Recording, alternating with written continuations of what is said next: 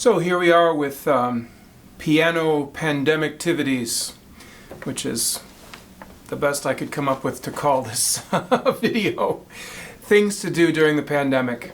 And in the last video we asked the question, now that the world has stood still, we have all this time, and when this is over, what will you wish you had done with this time, musically? I read a great quote recently from C.S. Lewis, the British medieval scholar, that is, scholar of medieval studies. He was from the 20th century.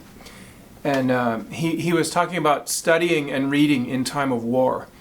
And he makes the very great point that times of crisis aren't really times to lay everything aside, things that might seem useless. Study of the arts and the small comforts and courtesies of life. In fact, it's time to do those even more because those are what make us human. It's a very interesting perspective. So I'm going to practice. I'm going to keep working even while I'm social distancing and doing all these other things. So anyway, for this topic, I thought, what can we do as a pandemictivity? And one thing I came up with was practice something difficult for a specific purpose. The purpose is to make you walk in paths you would not otherwise choose, technically. Now, most of my career now is improvisation, as far as my own performance career. And the interesting thing about improvisation is that if you want to, you can choose every path, technically. If you want to fill your improvisations with things that are amenable to you, if you love arpeggios, if you love scales, if you're great at, repeated notes or thirds or something, you can use the stuff that you're naturally good at, and you can somewhat sidestep the things that are not amenable to your technique. And we see this maybe most clearly in jazz, where somebody like Thelonious Monk, who was a brilliant musician, moved in a very, what at least I consider a very awkward manner at the piano, and he avoided doing things that his hands and his mind couldn't figure out by developing a kind of music where his weird, awkward way of moving actually was perfectly suited for that. So, not only did he avoid the problem, he made his weakness into a strength. So, respect to Thelonious for that.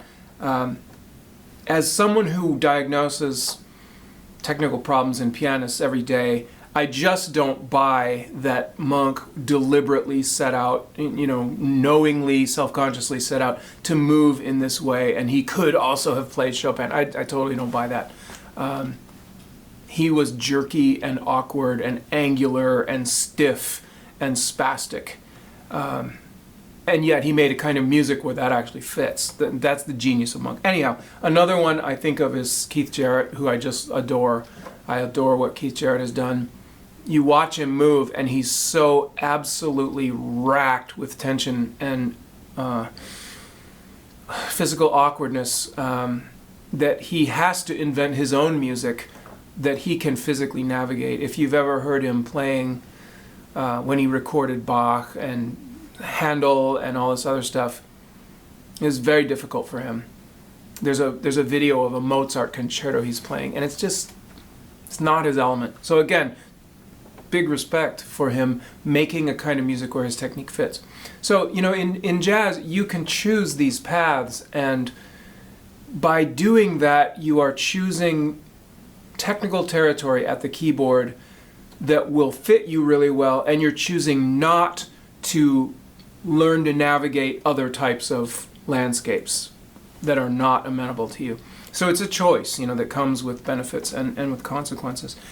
One of the great advantages of making your way through the standard repertoire is you constantly have to get through technical stuff that you don't choose. Somebody else's hands came up with this.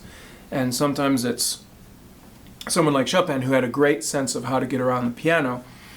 And for many other people, they find that it fits their hands. Or someone like Rachmaninoff, who really could get around the piano, but his way of moving was so idiosyncratic that it actually is tough for people often. Rachmaninoff is much less amenable to the vast majority of pianists, technically. Or Brahms, who developed his sound, I think, primarily because he was looking for this widely spaced orchestral sound. He's trying to space the voices out from each other, which is why his arpeggios are always awkward. They always skip a note, and then they include a couple notes that are close together, and then they skip another interval, so they have this weird layout. And that's all because this is the way those people felt in their hands, or they heard in their ears they wanted to move. So if I come to that music, now this is stuff I didn't make up. It wasn't made to fit me. It wasn't the path of least resistance for me. And so now I have to kind of be open to solutions that wouldn't have occurred to me any other way. So that's the purpose of it, is to take you out of your path of least resistance, technically. The strategy is to look at these difficulties and develop easy solutions for them. Now, this is my mantra. I say this every day. If it's hard, it's wrong. If it hurts, it's wrong. Technique is not learning to do difficult things. Technique is learning to play everything with motions that are easy for you. That's the essence of technique. And the other thing I say all the time, I look at the students and I go, you know what I'm good at? And they give me this blank look and I say, easy things. You know what I'm bad at? And they go, hard things. Yes, exactly. So the strategy is to find these problems, these arpeggios or these double notes or these scales or chromatic passages, and look at how you can move in ways that your hand is naturally good at to solve all of this. Of course, if it hurts, it's wrong. I would never do this, but if I were to take a picture of the sad face of every student I've ever met who tried to play the third movement of the Moonlight Sonata and got hurt, I could cover a wall with pictures of their sad faces. I've seen this so many times, and I blame the teachers. I really do. I think that the teachers that couldn't play the third movement themselves have never performed it. They couldn't play it if they had to escape from a wet paper bag. And yet they give it to a talented young student who's okay in the first and second movement, and then they have no idea what they're doing in the third movement, and they get hurt. I've seen it more times than I can count, and it just makes me so disappointed in teachers that allow that to happen. So you don't want to take on something you're truly not ready for, and you don't want to attack it without knowledgeably thinking through the technical challenges. And I'll just look at one of those today since I mentioned the Beethoven. The problem with the Beethoven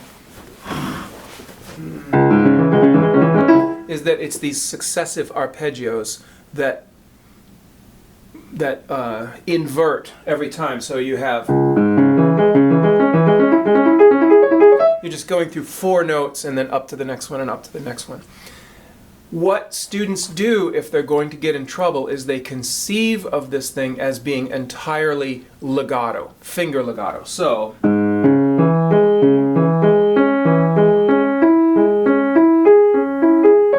see this kind of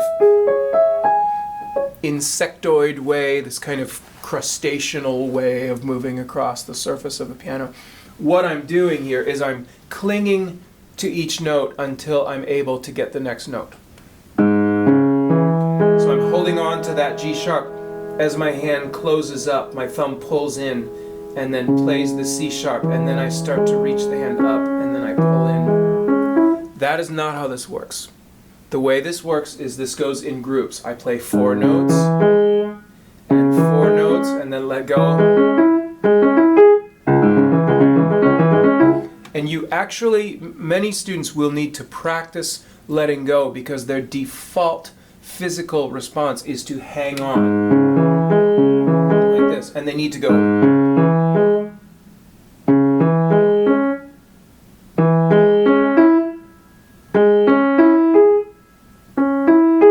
And each time they let go, they need to feel that the shoulder has released completely, and that you've let go of the keyboard, and then you begin the next group of 4. And the lyrics are, and go to there, and go to there, and go to there, and go to there, and go to there, and go to there, okay?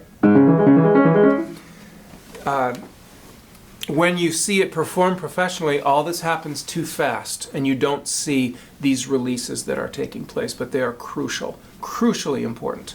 And for anybody who plays this piece and feels like they struggle with it, or you feel the tension accumulating in your forearm, or your wrist hurts, or you just get tired trying to play it through, I will bet you 10 boxes of donuts that you are clinging and not releasing, not doing this in groups. So that's just one example of how what I'm saying today could go badly for you if you don't go at it knowledgeably. But if I go at it knowledgeably, then I will see how beautifully this grouping will work, and it will help me solve all the problems in the Beethoven.